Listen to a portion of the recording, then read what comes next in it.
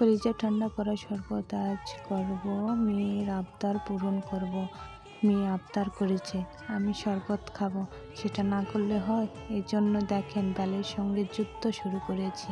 আর এত গরম পড়ছে, মেয়ে শরবত খেতে চাবে না কেন? যুদ্ধ করা শেষে এখন চামচ দিয়ে খুঁচিয়ে খুঁচিয়ে।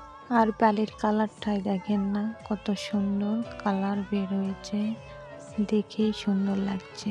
আসলেই স্বাদ অনেক, বেলটা স্বাদ আমাদের গাছের বেল মেয়ে খায় আর বলে সেই স্বাদ আম্মু, সেই স্বাদ।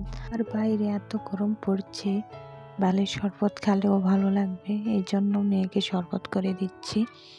এই তো আমি এখন এগুলো বিচি ফেলে ব্লেন্ডারে জাগে দিয়ে দিলাম।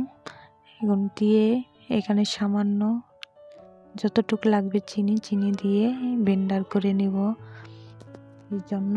আর পানি দিলাম ঠান্ডা, দিয়ে এই তো ব্লেন্ডার করে নিচ্ছি। নিয়ে আবার পানি দিয়ে এখন কয়েকটা বরফ দিব, বেশি করে বরফ দিব, মেয়ে বরফ দিয়ে খাবে।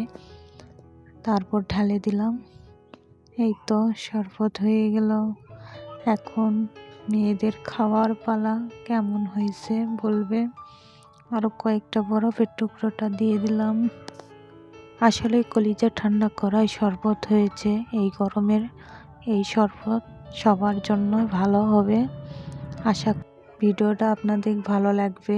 বাচ্চাদের শরবত করে খাওয়াবেন।